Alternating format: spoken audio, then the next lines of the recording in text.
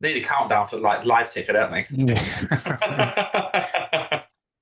S- Seb, can you do me a favor? Yeah, When we're ready, can you kick it off? I just need to send this email really yeah, quickly. yeah, yeah. Of Perfect, course, thank you. mate.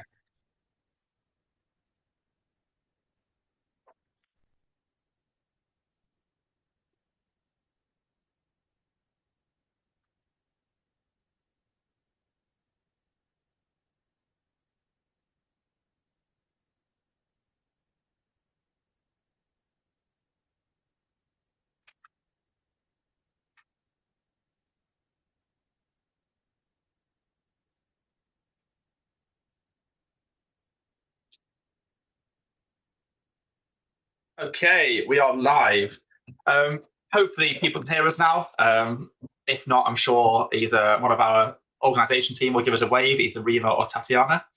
Um, a few, I sort of guess, bit of housekeeping that we need to do, just very quickly. I've got to make you all aware that if you want any questions, ask any questions, please just drop a comment of some description in the chat, and I'm sure we'll pick it up at the back end of today. We do have a live Q&A later on, and if you do need to drop off at some point, this session will be recorded. Also, please shout out if you can't see the slides right now, but I should be sharing. Okay, fantastic. So let's jump into what we're covering today. So we're going to cover a bit about what actually matters in cybersecurity careers. We're hoping to cover topics like what hiring managers are looking for, what skills actually matter based on like mine and Josh's career progression ourselves, and you'll find a bit about that pretty soon. Some career insights and experience from myself and Josh, who have had, I guess, quite similar careers to some extent, but from widely different initial backgrounds.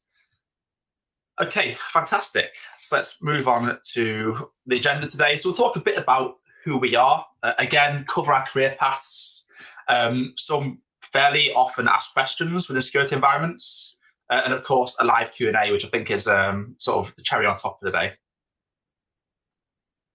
There's no point myself introducing you, Josh, as you're here right now. So I guess I'll hand over to yourself to talk a bit about you, mate.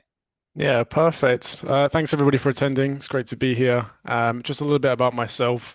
So my journey started back when I was at university. I was doing a cybersecurity management degree.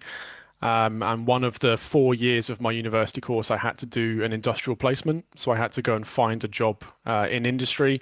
And I was very, very lucky that I got the opportunity to work in a security operations center for a year for a very, very big company. And it kind of just went crazy from there, to be honest. Moving up the SOC tiers, creating security blue team. Yeah, it's been a very crazy. I must have started university back in 2016, so it's been 10 years of my life now, 4 years of university, and then the rest either as a practitioner or running the ship here at SBT. That's pretty impressive, isn't it? Ten years and you're still not 30. Yeah, yeah, I know, yeah, yeah. It puts it into context, doesn't it? Brilliant. I guess over to myself, looking much smarter in my picture there than I am right now. um, Often known, I guess, amongst some of the community as Savage24. I won't read off the slide right now. My background sort of stems initially from, I had a slight interest in IT when I was younger, but didn't really investigate it that much. And then I joined the Air Force for Trade Group 4. For those of you that don't know, I think it was called IT Systems Technician or something similar. The role's really vast. There's a lot of, like, it's so broad. You can do anything from working on radars as part of that role to building networks through to just help desk stuff. And it's very much luck of the draw. My first job was going up into RAF Leaving, which was essentially deployable networks. So I'm sure there's a lot of people here who work on networks, who have worked on networks, and they're usually fairly static. They stay still for the most part. Due to our job in the Air Force, those networks didn't stay still. We deploy them wherever like Typhoon aircraft went. If the Air Force tomorrow decided to go to Romania, we naturally have to have telephone systems and computers and laptops that communicate with systems back in the UK. We were the people that put those in place, and that was done via satellite comms or potentially via like internet access. At some point, I always think about myself landing really lucky in cybersecurity because I was terrible at trade training. Doing what I did, I sort of didn't pick things up very quickly. And at some point, I remember my sergeant approached me and said, "Seb, do you know Linux? Like, do you know Linux at all? I was like, kind of. I've done some over the wire. He went, brilliant. You're going down to Cosford, which is the MOD's like core area for defensive cyber. And we turned up and we found out on that day that we were going to be one of the first deployable units for cybersecurity within the Air Force, with the little experience we had. And then it was a baptism of fire, doing everything from threat hunting through to the SIEM architecture, through to some incident response and SOC stuff. Years later, I did leave the Air Force, went to Vodafone as part of their global CERT team, dealing with threat actors across massive enterprise environments, which was a different ball game entirely. Did a bit of consulting, which was busy, but ransomware became bread and butter. And at some point, Josh, comment when you reached out to myself about building the advanced SIEM and the BTL2. We ended up developing the BTL1 exam off the back of that, didn't we? Yeah, it's all a bit of a blur, but it was definitely a good 2, 3 years ago. Yeah, it was when the first iteration of BTL1 came out. It was many late nights and pizza, just putting that together. And then a couple of years ago, I sort of came back to SBT. Since then, we've released CJDE, and we're in a really solid place. And the way I explain content engineers to everyone who doesn't know is even if we're a defensive, quote unquote, defensive content engineer, to create that box or that piece of content, we have to do what's called the green team stuff. So the sysadmin builds the machine, build the environment, make it look realistic. We then have to run the attacks in that environment, do the offensive piece. And that bit's the hard bit, the building of the environment. And then the easy bit for us, because we ran the attack, is often the defensive piece and putting the content together that you guys see. So a little bit about content engineering there, I guess, where it stemmed from. But that's a little bit about myself. Seb, can you do me a favor? Can we just jump back to my slide quickly? I'll just provide Yeah, of course. a little bit more information. I was quite high level. Um, cool. So as I mentioned, I worked as a tier one SOC analyst during that industrial placement, so part of my university degree, for a year. Bearing in mind my degree was more, well, it was cybersecurity management, right? So there really wasn't much hands-on stuff. So to have the opportunity to work in a SOC for a year was very, very overwhelming, but also very, very exciting. I think I performed really, really well in that first year, which actually led the organization to make me an offer of employment for when I finished university. So I already had a tier two job lined up for when I finished university, which was great. So I went back for a year, worked as a tier two, and then around about the year mark is when I got a message from a headhunter that was looking for people to work in instant response roles. And I'd kind of started to touch on that in my tier two role, but I knew it was something that really interested me. So I ended up actually going to ASOS.com, the fashion e-commerce firm, and I ended up working there just over a year as an incident response analyst. So it was pretty much a tier three because they had a SOC there, but we were kind of above the SOC. So that was really good. And then I think just after that point, obviously I've been doing SBT in the early years. It was very much alongside a day job as a practitioner as well. Don't ask me how I did it. I have no idea. It's like bad enough now full time. There's not enough hours in the day. So to do it alongside a 9 to 5 SOC role or IR role was pretty crazy looking back. And I think after ASOS is when I actually left the industry for a bit because I had to do SBT full time at that point because we just had so many new people joining. And then we got to a point where it was kind of quiet again, and there wasn't really enough work for me to do full time for SBT. So I actually went back into industry, back to the first company where I worked as a tier one and tier two, as a tier three senior security analyst, and I spent around about a year there as well. So there's a lot of moving, but it's a lot of moving between the same companies. And yeah, it was just a crazy, crazy 4 years, 4 proper years as a practitioner, um, getting the opportunity to do a mix of everything. I was very, very fortunate. The main company I worked at, they would let you go and do different things. So everything from your typical SOC, event handling, vulnerability management, detection engineering, That's forensics, nice. insider threat investigator, threat intelligence. Like I literally had the opportunity to do a bit of everything, which I'm sure is probably very, very rare. So very, very grateful for that opportunity. And if they hadn't have given me that industrial placement, that internship, I'm 99% sure SBT would not exist today. So Oh, thank you. we're quite lucky in that case then. Yeah. I guess I'm not sure if I'm meant to ask questions now. Hopefully, we won't get told off for this, Josh. But I'm curious to know, like, how did you, like, from your experience, like, during that process, what did you find was, did you find you learned more in your first sort of few months in industrial placement versus your previous years at university?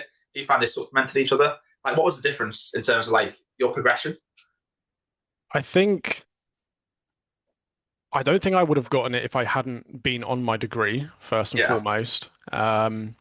So that did help me a lot there. I think I definitely learned a lot more in the real world, which is probably what everybody would expect, right? Like they yeah, can teach you all sorts, and because the degree was cybersecurity management, it was very, very broad. Like we did some coding, we did some cyber psychology, we did like law, like it was a mix of lots of different things.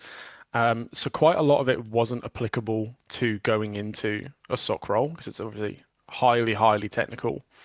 So I definitely learned, yeah, it's like as soon as I got into the SOC and I walked in the building and I'm like, oh my God, there's screens everywhere and there's yeah. there's no windows, the doors are locked all the time. I was like, okay, yeah, there's a lot I need to learn to actually pull my weight.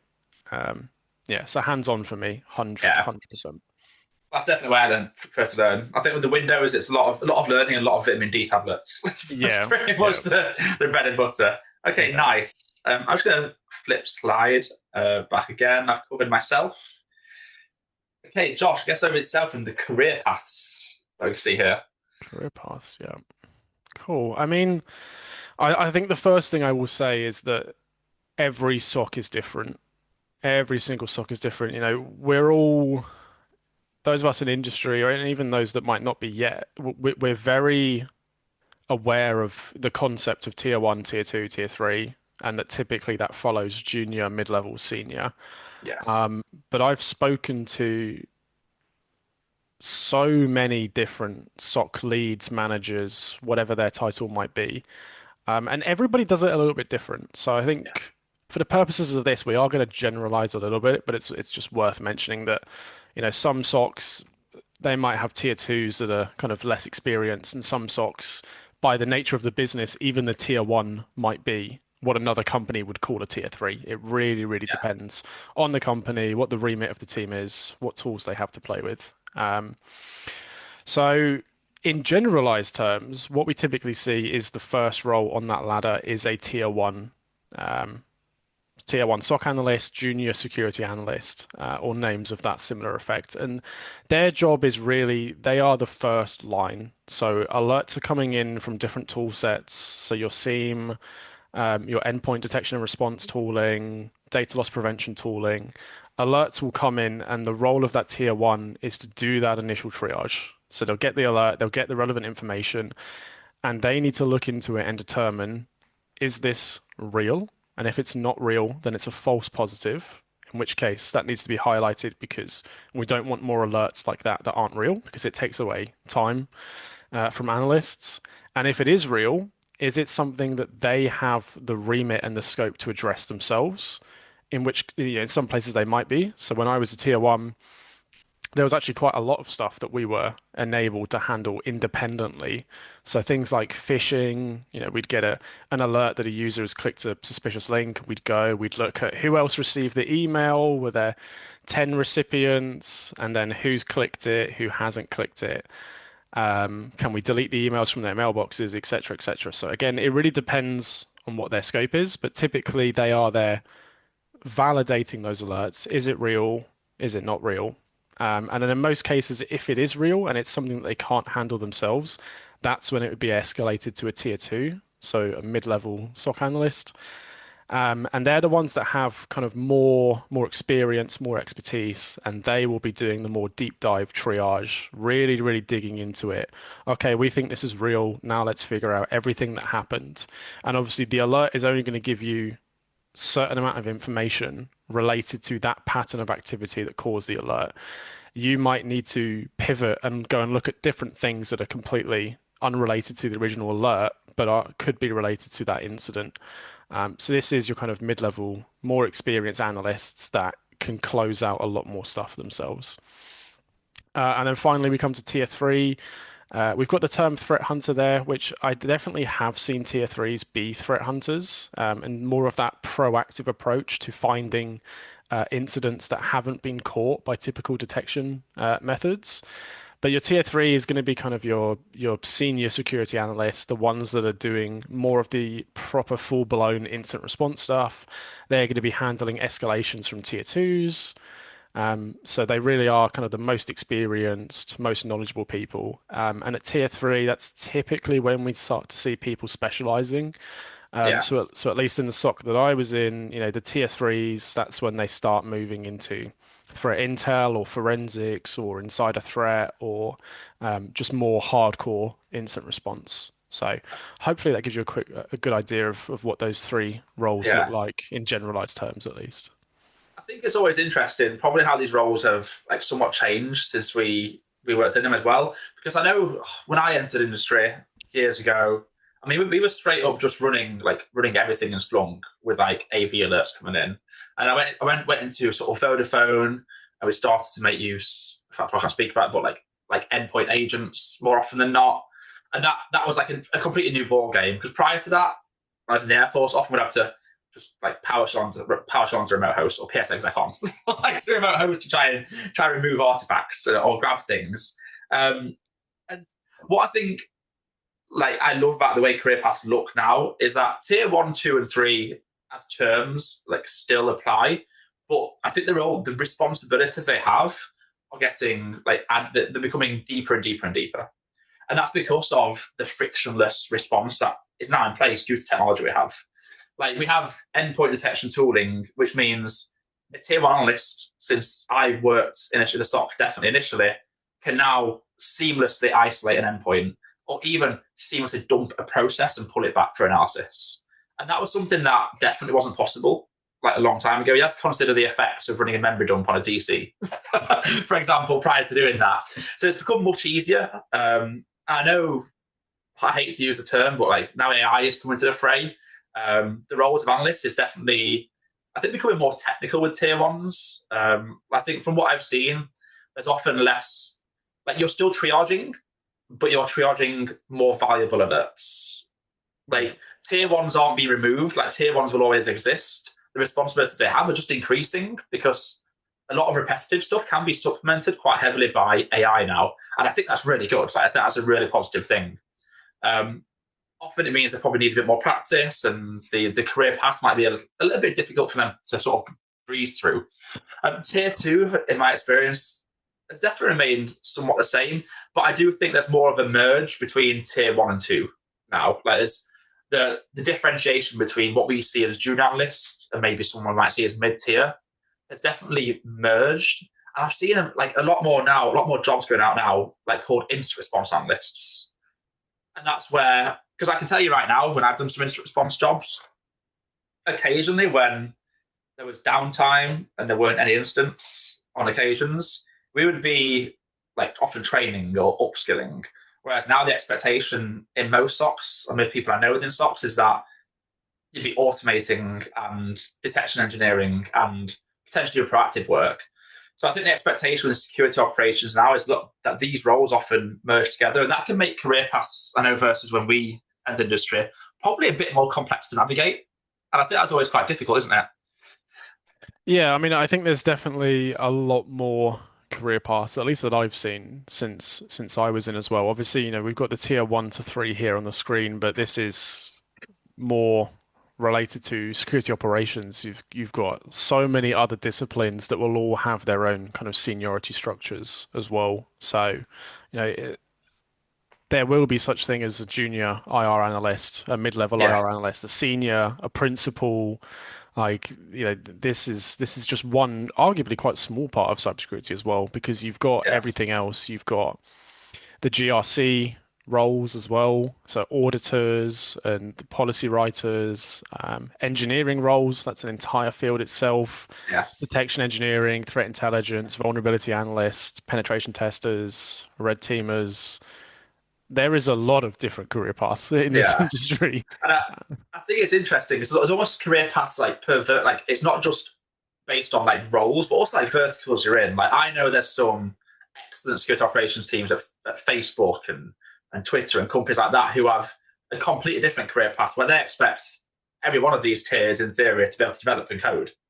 So it also depends which vertical you want to end up in, which makes it really hard for people to navigate. And if there's any advice I can give right now, it's take it step by step, like figure out where you want to be in the long term, and almost what skills you can apply to that. And across all career paths, whichever vertical, like the fundamental skills will often remain the same, and that is: do you understand the core principles of IT? Do you understand the core principles of networking? They don't change. Like networking applies to the new cloud concepts. The core principles of IT apply to building detection logic and how that looks. So they won't change a lot of the time, but often the skill sets you need will vary massively depending on the vertical that you want to go in. I'll be quite open and honest. I remember ages ago, a Facebook recruiter reached out to myself. I looked at the job spec, and at that point, it was like they essentially expected to be like complete proficient in Python, like complete on demand interview sort of proficient in Python, and I wasn't back then, so that wasn't quite for me. But it gives you some context as to what different areas might expect and the different expectations you might come across. Yeah. Okay, let's go on to the next slide. Again, quick reminder: if you have any questions, please drop them into the chat, and they'll be handed over to us for the Q&A section of this slide. Okay. I guess I'll ask the question, Josh, if you want to answer first. We'll go back and forth on this. When you think back to your job, what skills or habits mattered most? That is a good one. That is a good one. And I purposefully not looked at these questions beforehand so that my answers are genuine on the spot answers. I think for me, in the security operations team that I was in, as a tier one, if we focus on that, I think I wasn't expected to know a lot coming in, and obviously I can appreciate that my path into a SOC is very different because they knew I was at university, they knew I didn't have industry experience, so they were a bit more forgiving. But for me, a lot of it wasn't even necessarily the technical skills. Obviously, you needed to develop those to you know, review the alerts and do that first level triage. But I think one of the biggest things, and one of the biggest things that I got the most praise for was was actually communication, and that was, if we had an alert involving a user, it's, we need to reach out to the user to confirm certain things with them, and sometimes you'd be speaking to, I don't know, like a web developer, and sometimes you'd be speaking to a member of the C-suite, and you really need to be able to tailor your communication to each of those parties, which is something that takes a little while to kind of learn, and you need to kind of know the business context and culture for that as well. But so it was kind of that communication when I was working with those people, when I was doing reporting to the team or for other teams, and it was also, at least the way it worked in our SOC, is we were documenting any alert that wasn't a false positive. And there's a lot of good reasons that we did that. So it was also the quality of the cases that I was writing, because it's all well and good me going and investigating an alert, and I go, yeah, okay, this isn't anything bad. But if somebody else wants to look at that and review how I got to that point, I needed to have a well-written case. So a lot on communication, both verbal and written. And we have got the word on there of judgment as well. And I think one of the best things I did as a tier one was just admitted when I didn't know something.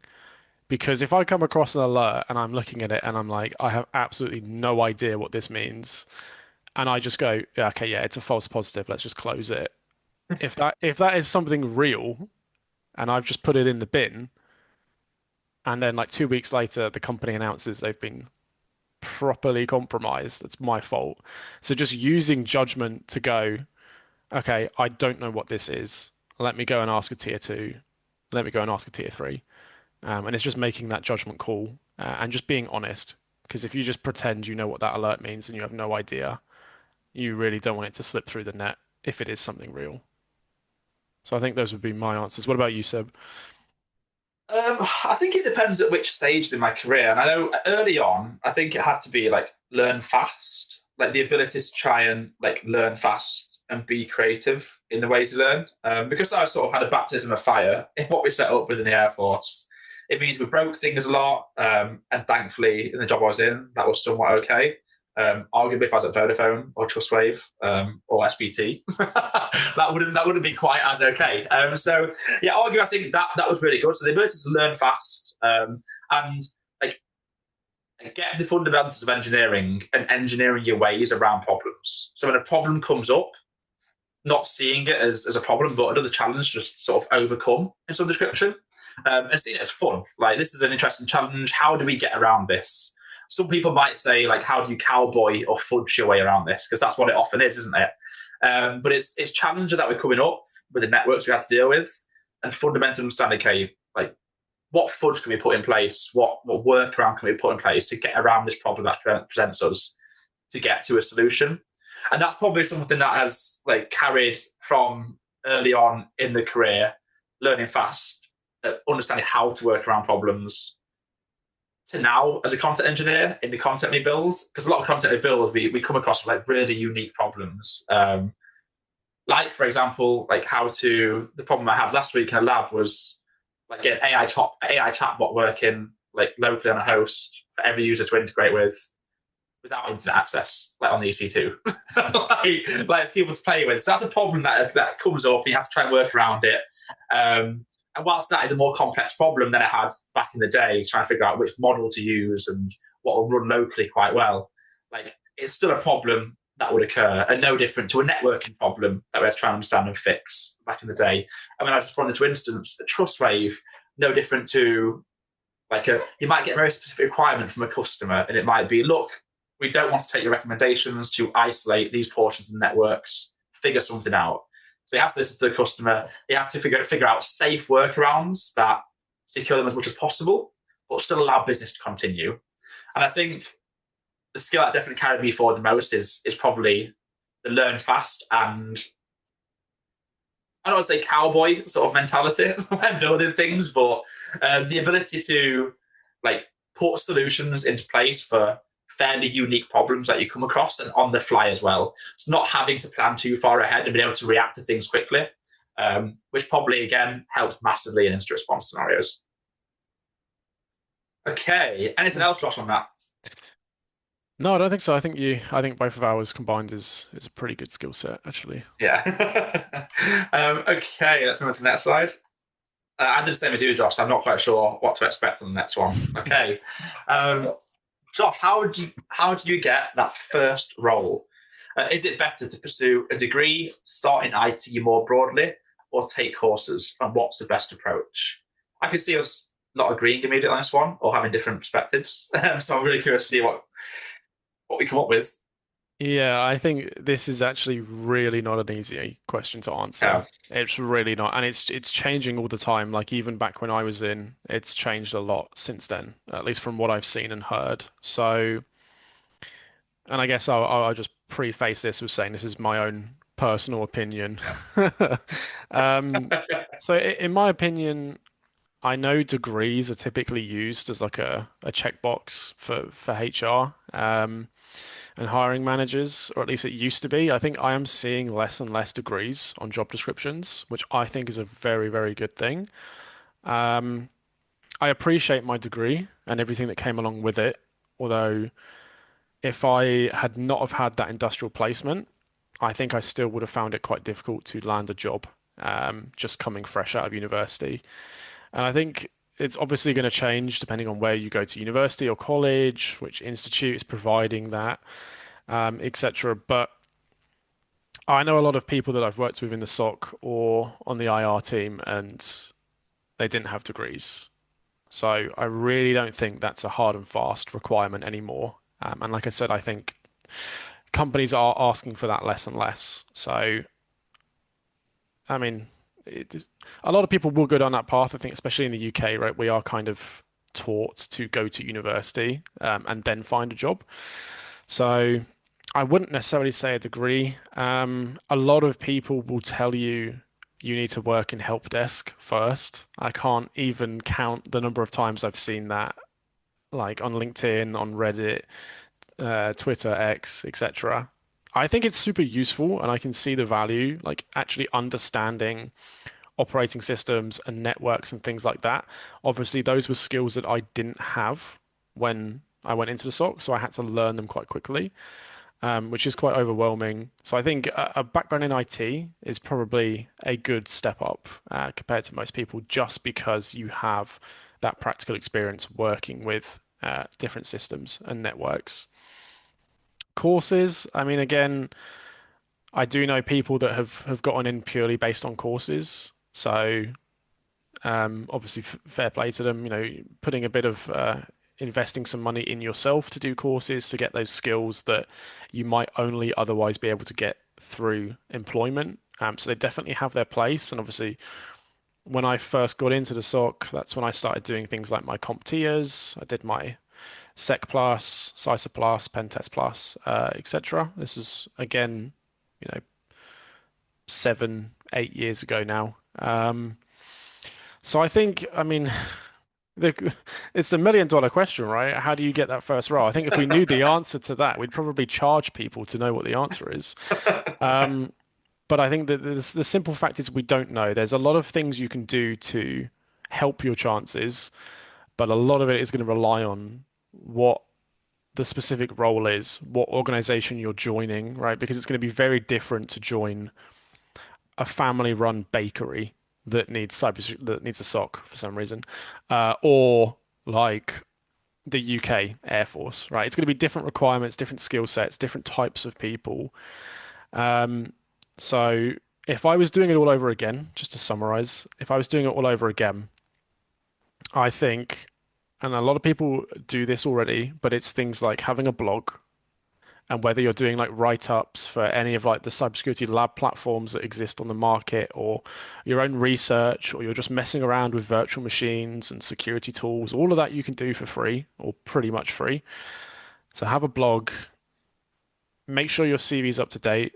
And by that, I mean, even if you don't have relevant experience, it's just listing nice things on there. Like I have a home lab, and in that home lab, I've done XYZ, like mini projects. Don't go too into detail because if your CV's 7 pages long, I can guarantee you nobody's going to read it. But just highlight the things that you have proactively done yourself, and that will show employers that you're motivated, you're passionate about cybersecurity, you're driven, and they're all really, really good qualities to have that I would definitely look for if I was hiring analysts. So there's a lot you can do. There is no answer to this question, to be honest. It is a trick question, but there's a lot of things you can do that might help you. I'm curious Right, what your thoughts are. I'm gonna pop at this, Josh.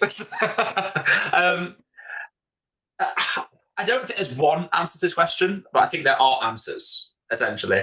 And I think the answer depends on what you want to do. Like we can see here, degree, start in IT more broadly, or take courses. I think what to take away from this is that the skill sets that you need to get your first role. Okay, and where you get those skill sets from, this is what I take away from you, Josh. Doesn't really matter. Like we say, you might. I'm a stickler, as Josh knows. I'm a real stickler for like. I always have been for. If I was to set a stock up tomorrow, I would absolutely require networking experience. One of the first questions I would ask in an interview would be: you open Google, you type in google.com, you press enter, what happens? And I expect someone to be able to talk me through that process. And often that comes from like a decent background and sort of fundamental background in IT and networking. But what I will say is that you don't have to get those skills like within a job, and you can get those skills by home labbing. I know when I was learning networking early on, I just sat in Packet Tracer every night. I think that's still going. If it's not, please correct me. I might Google that afterwards. But if not Packet Tracer, just another like network sort of emulator like GNS3. That's what I think? I've And that not will teach heard you. of any of these. That'll teach you how to build networks, how to configure networks, configure routers, and get like a network up and running. And believe me, it's way less complex to get that up and running on your PC than it is to buy loads of home routers. Because Cisco routers that most people use cost a lot of money. So I think you get networking skills like from that and home labbing within there. And then you might say for a SOC role, you might need security operational skills. And look, the communication skills often you can only get within a job. But like join a CTF team, like communicate that way, communicate technical problems to your peers in a CTF team. Go to platforms like the platform we have, Blue Team Labs Online, and and practice in labs that are built by practitioners or ex-practitioners like myself, like Dave on my team, like Gaz, like the rest of my team who build content to emulate attacks to give you an opportunity to practice in a no-fault environment. A lot of the reasons we do that is because I mean when I first entered the industry, there wasn't anywhere to practice that. You had to sort of try and do it yourself. So I don't want to say it's better to pursue a degree or IT skill sets more broadly. I think what you need to pursue are skill sets that help you land the first role. And they might come from a degree which costs a lot of money, and you might not want to spend that money. But there's other places to get those skill sets if you look hard enough, especially in 2026. I think we are probably somewhat overwhelmed by the amount of places now that there are to learn.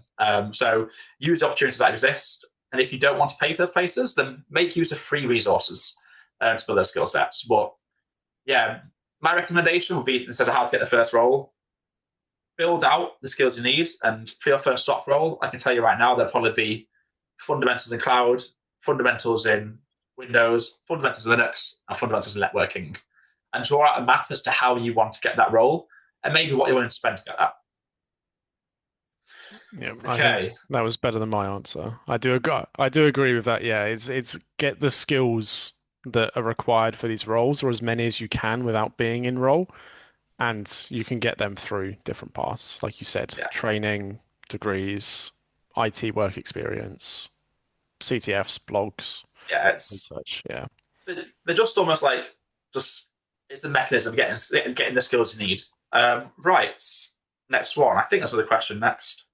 Okay, it's like a lucky dip, isn't it? What helps when looking for that next move? And under that, just how did you progress in your own career? And what do you think matters most, Josh? So I'll cover the first part there, which is how did you progress? Obviously, I touched on it earlier. But again, my career progression is very unique, and not everybody will have the same journey as me. So, like I said, I got that tier one role as part of my university degree. So it's essentially an internship for a year. And because I performed well, that's when they invited me back after uni as a tier two. And then obviously my next role I was headhunted for. Um, so that's not all too common. And then obviously going back to the first company as a tier three was because I left ASOS from being an IR analyst. So mine's not normal, right? Because what would have happened if I had just joined the first company and stayed there is I probably would have still seen that movement up the ladder from junior to mid to senior. But in all honesty, and it's through no fault of the organization, it probably would have taken a lot longer to be internally promoted versus leaving and joining at a new role. So very, very unique story. But what do I think matters most? I mean, to be honest, having moved up the tiers myself and seeing colleagues move up as well, it's just a case of you need to get really good at the job that you're employed to do, right? So if you're a tier one, you need to get really good at being a tier one. And then if you really do want to move up to a tier two, at least in the same organization, is you want to start exhibiting skills and behaviors that a tier two would do, right? And it really depends on the environment you're in as well. But asking the tier twos or your manager might be probably more appropriate, is asking them like, look, I think I'm doing really well. What can I help out? Like, what extra responsibility can I take on? And that's a really nice way for you to demonstrate that you are operating at a higher level. Because if, it sounds like, oh, but then I need to do more work for the same pay. I mean, yeah, you're not wrong. But if you're only ever doing your business as usual duties in that role, is it's going to be a lot harder for people to see that you are capable of doing a more senior role or even a different role. So that's what I did. I did a lot of asking, what can I help on? What projects are there? Coming up with project ideas myself, just taking on a little bit more work so I can show that I can do more and bigger and more complex things as well. So I think that's what I would say matters the most is just finding opportunities to showcase your skills and knowledge. And then people will go, "Oh, look at Josh. He's just a tier one, but he helped out on this project, which was all tier twos and other teams." So that's what I would say. Find nice ways to show off your skills. What about you, Seb? Nice.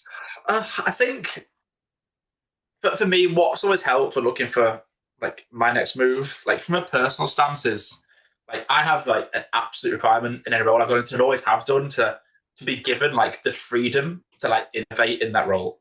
Hmm. And that's always been the big piece for me, like regardless of like which stage of my career I'm in. And maybe that's because in the initial role it wasn't really defined as to what we could and couldn't do, so we were sort of making it up as we went along in the first place. So I think because of that and because of the freedom we had to implement whatever was necessary, sort of at pace in that role, I've always demanded that, and a lot of the moves I've made across my career um, have essentially been because of that. But I think what that does give you in roles is if you push for innovation and you often spend time in the evenings trying to develop new ways of working, new ways of doing things, faster workarounds, faster processes, not being happy with the status quo.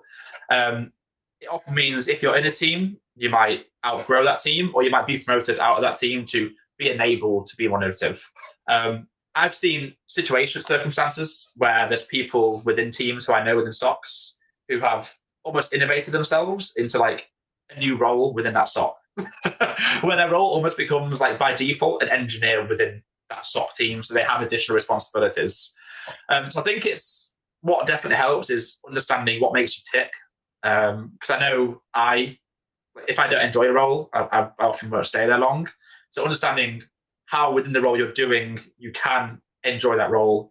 And if, like me, that is innovative, engineering new ways of working and like trying to drive things forward, um, then often the best thing to do is either leave if that isn't in place there, somewhere else where you can get that flexibility, or work on achieving that flexibility and sort of detailing why to senior management and your sort of people leaders why you need that there.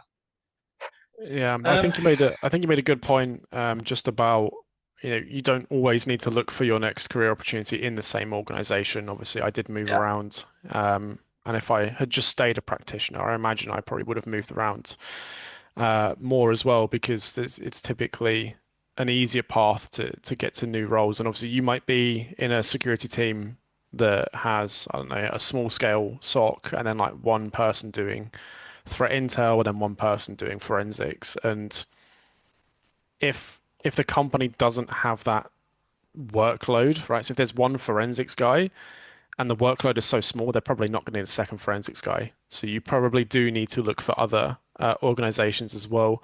And the point that I made about you need to show off your skills if you're looking for internal promotions or moving to different teams. When you are looking to move organizations, it's super important that your LinkedIn profile, I mean, that's the reason I got the ASOS job. LinkedIn profile and CV need to be really updated. Those are things you don't really need to do for internal promotions or role changes. But if you're moving between organizations, those two things are really going to help you. Um, yeah. And it's yeah, just keeping an eye on the job market as well. Like it's changing so much, even in the past yeah, 5 years. Is just keep an eye out for opportunities as well. Never ever feel like you need to stay in a role for X period of time. So just keep an eye out, see what opportunities there are, and something might come your way. And I think one thing, at least in my opinion, is it's quite a hard industry to get into. But I feel like once you're in, and lots of doors will open up. And the more experience you have on paper, is just the easier it gets. At least I found that in my opinion.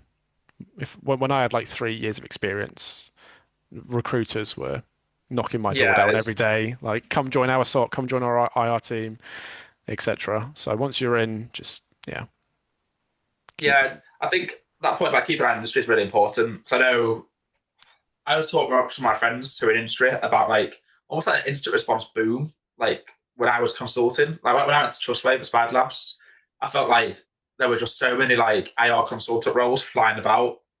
often with ridiculous money for like a lot of the roles. And that doesn't seem to be the case right now. I've noticed that that's sort of dried up, but there's other roles coming about now, like a lot more detection engineering roles coming up. So roles of similar seniorities, but just with different responsibilities for part of it. Um, I'm gonna go on to the next slide, Josh. Doesn't know the clock Yeah, is ticking. yeah, if we just cover this this next question relatively quickly, then we'll have Brilliant, still have about 10, 12 minutes for Q&A. nice. How, Josh, did you deal with day-to-day challenges? The stressful days, the quieter or repetitive days, or even the constant alert triaging? It's a good question. There's a lot of parts to it, so I'm trying to think how I'm going to answer this in a nice, neat way. From my personal experience, at least SOC and IR work is not easy. It's really, really not easy. Just because, as I'm sure everybody's aware, the cybersecurity industry itself is constantly evolving. And if you think about it, at the end of the day, malicious actors are always one step ahead of us because we're always responding to what they're doing. So you need to be able to put a lot of time into keeping up to date with the industry, with trends, with technologies. So it's very, very mentally demanding. And I think probably the easiest way to deal with that is, and it sounds so simple, but it's using your annual leave and spending time away from work, which is a lot easier said than done in IR roles. I'll give it that because annual leave is never truly annual leave. But it can be a very stressful career, especially in, I would say, more so the higher tiers of a SOC or IR roles, because there's a lot of pressure on you. And especially when you're working an incident, the clock is ticking. If things go badly, the company can get screwed in a lot of different ways. So there's a lot of weight on your shoulders. And again, a part of that is just sharing that burden with your teammates. So I think when we've had like quite long engagements, even just small things like responders asking each other, like, how you doing? Are you good? Have you had water recently? Have you got up and walked around your house for a bit? So it's really just leaning on your team, making sure you're taking time out of work. And by its nature, SOC work is fairly repetitive. I mean, there's a lot of things you can do to kind of make it less repetitive, and that's like asking to take on little side projects or working with different functions for a small part of your time, doing training. Um, but at least for SOC roles, kind of is the job. You're doing Yeah, alerts, you're doing incidents, so you can't really get away from repetitive days. I think the biggest impact you could probably have as an individual is just flagging things like low quality alerts to try and make what's coming in a bit less repetitive. But it's yeah, it's part of the job, at least in SOC. So there's no getting away from repetitive days. I think like I'll speak less from the stressful days, like especially instant response. Like I've been up 36 hours like on an instant high priority instance in the past. When consulting, you often like juggling 4 or 5 ransomware incidents at a time. And obviously like every customer like assumes that they're obviously that they are the most important. And it becomes bread and butter, like ransomware to you when you're consulting, because it's often all you deal with. So you can be quite calm. I think a lot of this is sort of taking the highs with the lows in instant response and little things like I know a colleague of mine, like whilst you're waiting for data to download, you might play a game of FIFA. Whilst data's downloaded, if there's data downloaded, there's nothing you can do. Be happy with that and like chill out for a little bit, get out for a walk, when the time when it's really busy and it's like a low time and it is stressful and you've got loads to do and you feel like it's endless. And then when it's a good day, it's a little bit quieter. Like take the time to sort of settle down, go out, do whatever calms you down, like go to the gym or go for a run. And I find like taking care of myself definitely helps with dealing with the challenges of repetitive days or stressful days.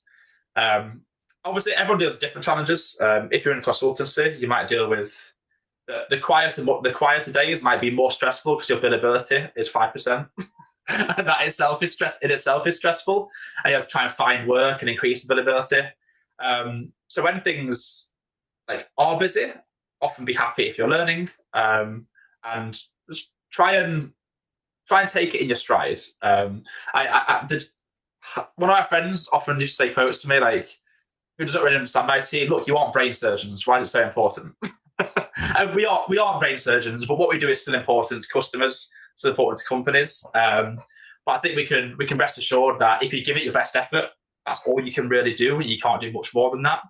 And if you give it your best effort and you try and achieve some kind of output, like, fingers crossed, what we're doing on the keyboard, like if we get something wrong, like the likelihood is someone won't be hurt at the end of that. And I think that's a good way to look at it from my perspective. Yeah, no, I like that. I like that. Yeah. I think the big theme is just to look after yourself, right, at the Yeah. end of the day. And if you need help, make sure you ask for it. Okay. Right. I think we've got questions now, but before I'm told off, I'll make sure that if everyone wants to have a look at our sort of cybersecurity careers playbook that they can download as a PDF, if you scan this QR code, it should take you to a URL, and you're supposed to download a careers playbook which talks about some of the things we've learned today, potentially talks about some quotes from analysts about what surprised them most and some of their experiences. So it's definitely a valuable piece of material that you potentially refer to. Maybe if you're rewatching this lovely presentation myself and Josh have given today. Um, so I'll leave this up for a little bit just so people get a chance to scan it. And I think we'll go into questions after that, Josh. Yep, no, sounds good. Sounds good. And if anybody doesn't want to scan a random QR code, we understand. You can also find links to the playbook from our LinkedIn page. Okay, I think it's been up long enough, so I'll move on to questions and answers. Perfect, Um, Sebastian. I'm happy to ask the questions, and if we just take it in turns, does that work? okay, yeah, hit me. Perfect. All right, first one then. And I know you'll like this one. Is scripting essential for SOC operations, even if an analyst does not write code but can understand it?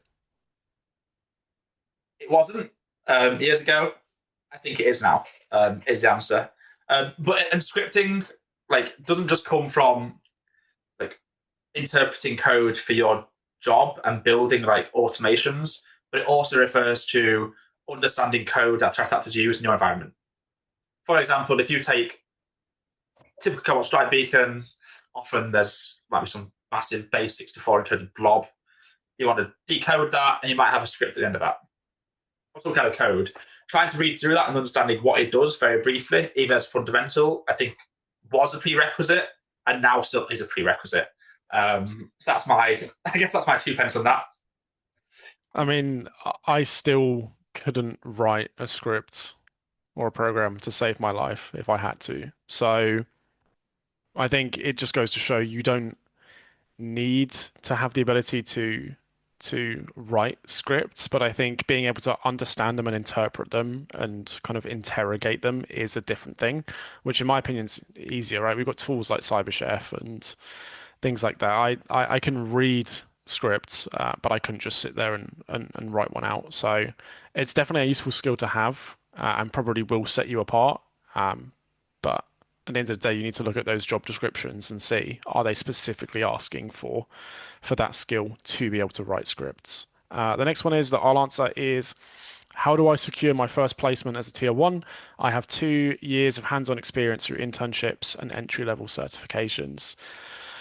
This is one of those things where we would love to give you the answer and say, do this, and then you'll be a tier one analyst by the end of the week. But it's unfortunately not that simple. And obviously, the market is changing all the time.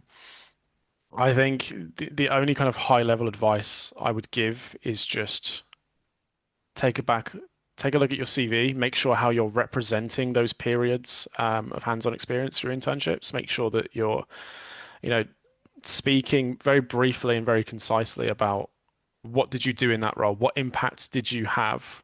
So not just I worked as a security analyst intern doing alerts. You can kind of add more detail without lying. So, I was doing frontline incident triage and handling, including phishing attacks and identity attacks and things like that. It's just making sure that you're best representing that experience you have so that other people can understand that on paper. And then if you're not already, some of the things we've covered, um, home lab, using lab-based platforms. There's a lot of us that provide that now. Um, yeah, and unfortunately, it is a case of just keep trying. It really is. It does come down to that. I've got a lot of friends that have tried to break into the industry and they've applied for hundreds and hundreds and hundreds of jobs. And it does suck that the market is like that, but unfortunately, that's the way it is. So just keep applying, don't give up, and just keep developing your skills in the meantime as well. Next question for you, Sebastian, is are you Can I saying, sorry, go on. can I add to that question, Oh, if yeah, of that's okay? course. Yeah, Just yeah. very quickly, I'm going to come out and say just something a little different to the skill sets. If you find a role and it's like your perfect role and you really want to take that role on, then like you will often be put into a CV sifter. And something that I have seen work with people in the past is, man, just message a hiring manager on LinkedIn, find the hiring manager for that company or the stock manager, and drop them a message and say you're interested in the role, you want to know more, and be forward with that. Because what that could be the difference between an automated CV sifter sifting through your CV and your CV never landing on their desk to that manager going, "That's a good initiative. I really like that. I want this person to come to interviews." And that might be something that breaks you past that really frustrating first stage of your CV potentially not landing on the right person's desk. Yeah, no, that's a really good point, and I've heard that advice as well. Yeah, it's just yeah, follow recruiters, follow hiring managers, interact with them, build up your own network. And if you do apply for a job, there's, at least in my opinion, no harm of just messaging Yeah. them saying, "Hey, saw this job, really interested. I've applied. Yeah. Thanks for your time." So yeah, that's a good addition. Okay, Seb, for you, we will go with. Are you saying by profiling or having a good portfolio showcasing skills can help secure SOC jobs, even without relevant certifications? Yeah, it can. Yes. Certifications always help because what certifications give you, especially ones that I obviously would say this, that are practical in nature. They showcase in a testing environment where you can't really cheat in any way, shape, or form. You're able to handle pressure and respond to an incident and do the job that and skills that are defined within that certification. So that definitely helps there. But with a good profile and using like free content that exists on the internet, you can definitely showcase you have those skills. But what you're missing without a relevant certification sometimes is often the sort of warm fuzzy feeling within the managers from the manager perspective that you completed something that they can view and see as completed. That from their perspective is very difficult to cheat on or very difficult to fudge. So yes, the answer is by having a good profile and portfolio, it can definitely help secure jobs. But a combination of like certifications that you can afford and achieve along with those skill sets is definitely a better mechanism. Yeah, exactly. And I think it's completely reasonable to say that you can get really good in-demand skills without doing certifications. There's a lot of Yeah, platforms out there that let you practice real-world investigations. And if you can evidence that nicely to hiring managers, then some of them will see value in that as well. Perfect. Okay, we've got a couple more. Uh, let's go with what practical skills does the BTO1 certification provide that will help you succeed in your first cybersecurity role? It's nice to be asked this. It's one of our products. Um, I think just to give some quick context, I know we're about to run out of time. Is BTL1, I wrote it based on my year as a tier one. It's as simple as that. When I left the SOC and went back to my last year of university, I created BTL1 to cover everything that I was exposed to in the SOC. So how can BTL1 provide value to helping you get in your first role? I think, Sebastian, I'll be correct in saying BTL1 is now very widely recognized. It's taken, 5, 6 years to get there, which makes sense. But a lot of companies do recognize BTL1, even if they're not including it on job descriptions.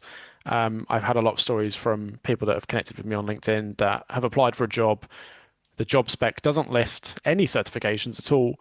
And then when they do mention they have, BTR1 or maybe CompTIA Security Plus, etc., is that the hiring manager will recognize that. And I think as we're seeing a shift where more hiring managers are former technical practitioners, they're going to be more familiar with certifications in the industry and what value they hold. So, I mean, because of the way that I wrote BTR1 to cover lots of different areas rather than having them as individual courses, a lot of the skills that are going to be helpful specifically for a security operations role is going to be the phishing analysis. That was, at least in my SOC, bread and butter. We were doing that all day, every day. When you have thousands of employees, you get a lot of phishing emails. All the forensic stuff, threat intelligence, SIEM, incident response, just understanding how it all works and how it all comes together and what value those functions and services provide to the business is really, really useful. But because it's a practical course, all of our stuff's always been practical because it's the training I wish I had available to me when I was in the SOC. It's all just the labs and the practical exam are going to give you a taste of what security operations roles are like. And again, now because BTR1 is widely recognized, hiring managers will also appreciate the level of effort and commitment it takes to go through and pass BTR1 as well. So, and we have a lot of nice corporate customers that say, they either request BTR1 from people joining their team or they'll give it to them when they join. So hiring managers and security teams are definitely seeing the value in it. And then very quickly, the last question for Sebastian. As a junior analyst, how would the recently released CJDE, Certified Junior Detection Engineer certification, help me when applying for next level roles? Yeah, so much like the BTL one, there's the fundamentals and principles that you have to know to be an engineer and a detection engineer. And those are how to make use of CI/CD pipelines, how to make use of Git and the principles around that, how to put detection rules together for example, pieces of malware, how to make use of Yara and Sigma. And then again, what it culminates in is an exam where you put all those pieces together in a well put together exam environment where you are tested on the skill sets you learn. You make use of GitLab in a CI/CD pipeline. You're pushing and pulling rules to detect threats across a range of mock customers for an MSSP. So again, much like BTL one, you'll be doing the job of a detection engineer across the course and within the exam. Perfect. Okay, that was Yeah, 6 second answer, Josh. that was good. That was quick. So we have run out of time on today's live stream, so we may not be able to get to, well, we won't be able to get to all your questions because we need to wrap up. But any questions that come in that we haven't answered or any questions from people watching this on demand, if you just leave those questions in the comments, ourselves or our amazing marketing team will do their best to get answers to you. And then the QR code on the screen, another QR code. This is just if you want to have a look at the courses we provide. Obviously, we need to plug ourselves at some point, but we do have a wide range of free courses available as well. So if you are interested in having a look at what doing training with us looks like, then you can scan the QR code or you can go direct to our website and you can see the free and the paid courses that we have available. Sebastian, it's been a pleasure. Everybody watching, it's been a pleasure. Always Everybody is. that's going to watch it in the future, it's a pleasure. We're going to wrap up now. It's getting into late evening here in the UK, but thank you to everybody that attended. Hopefully, we've given you some useful insights. Don't forget to download the careers playbook we have and check out our free and paid courses as well. Brilliant. Thank you very much. Perfect. Thanks, everybody. Nice. All right, speak soon.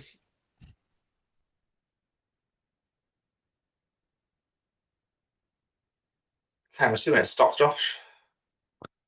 We've been asked to smile and wait.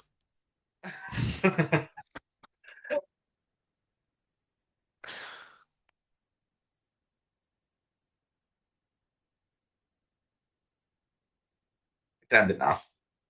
Okay, brilliant. Perfect. Cheers, Seb. Nice to see you, See you Josh. later. Bye.